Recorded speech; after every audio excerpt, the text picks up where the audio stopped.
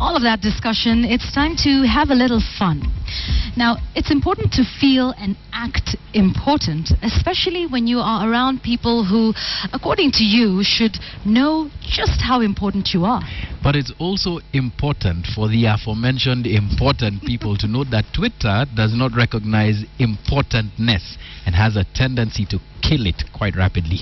All this and more in this week's edition of Mock the Week with Wilson Buru. Well, a very good evening to you and welcome to Mock the Week. And as you might have noticed, I have a bit of a cold. And that is the reason I am demanding for an apology from the flu that I have right now. An explanation as to why it decided to attack me. The full knowledge of who I am and what I do, especially on such a day when I have to fly in here and do this thing. I'm a very important person. So that apology, I'm expecting it by midnight. Okay? Flu? All right. Now, speaking of people who feel important, Minority Leader in the Senate and Bungoma Senator Moses Wetangula was in an important mood while he was boarding a Kenya Airways flight to Mombasa. If you have no idea what I'm talking about, let me explain. So this guy was flying to Mombasa, but he hadn't carried his ID card. And the lady at the door said she'd not allow him on the plane before he showed his identification, which is apparently a requirement. I was embarrassed and humiliated by our national carrier. A 3-hour argument ensued and the flight was grounded, wasting everybody else's time. I showed them 5 credit cards from different banks. I showed them my parliamentary nominate health cover card. They wouldn't take it. Mr. Wetangula, were you trying to show your identification or were you trying to declare your wealth? You have several bank accounts, you have several credit cards, you can afford such luxuries, we get it. We pay you, remember? More importantly though, who cares who you are or who knows you? It's a flight. Have all the documents you need with you. I think Kenya Airways should apologize. If they're profiling leadership for embarrassment and harassment. You know what, I agree with Mr. Mutahi Kagwe here. KQ should apologize to all the other passengers for the delay and for not kicking Mr. Wetangula out of that plane earlier. Follow the rules. Hang everything that you need on your neck if you have to. Or, and this might work very well in the future, pinch the lady on the nose and tell her you should know people.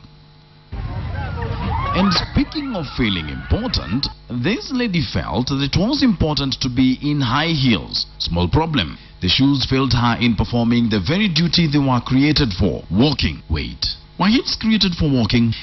You know, I must admit, I have a lot of respect for that lady. Anybody who shows that kind of zeal and persistence should be awarded a medal. It might be for stupidity, but it's still a medal and it counts.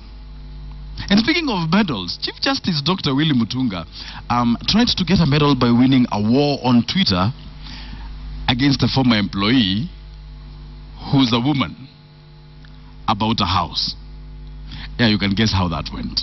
The Chief Justice is a wise fella. He sometimes even makes decisions on who deserves to die. In his wisdom, the CJ decided to pick a fight with a lady who he fired, by the way, on social media website Twitter. After going at it for some time with other people joining in the war, finally Mutunga decided he had lost miserably, tucked his tail firmly between his legs and left the scene. The people who are supposed to be protecting the president, who just turned 53 by the way, happy birthday sir, you're now 2 years away from retirement. Anyway, I digress. These fellows seem to be playing karata or patapotea with the president's safety. Let me explain. When the president made a grand return from The Hague, somebody decided to show him some love and threw a flag that landed on the window of the limo that was carrying the president and the deputy president. All jokes aside though, these security breaches ought to be handled before somebody is asked questions they cannot answer. For instance, there's a guy who took a picture from the back of the president's head from a vantage point. And what if, and this is a very big what if the flag that was hurled at the head of state had dropped a tiny little thing we are almost getting accustomed to called a grenade?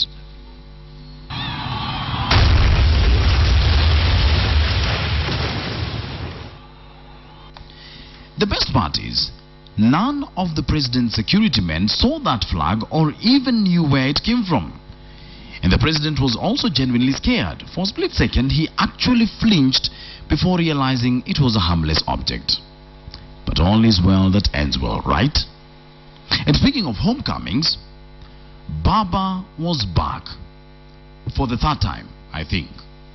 Luckily for him, he had carried all his proper documentation with him to be allowed back into the country.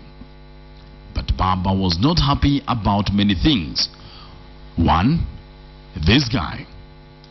Why? Yeye anajifanya kama mtu ambaye hajasoma.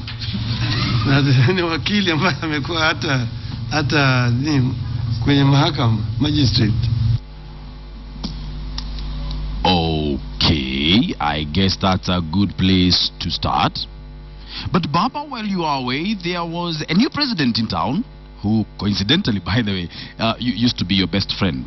I'm pretty sure you must be very happy for him, right? So there's no need, in my view, of calling the whole parliament, saying I'm handing over. And then you hand over the motorcade, an exercise which should have been done in the State House. And in the full view of everybody. What for? I mean, the presidency does not consist of the motorcade. Please. So in my view, I think that this kind was treated to a kind of theatrics that it could have been spared. Well, I guess you have to remain best friends for people to be happy that you're president. Wilson Buru, for KTN's Mock the Week.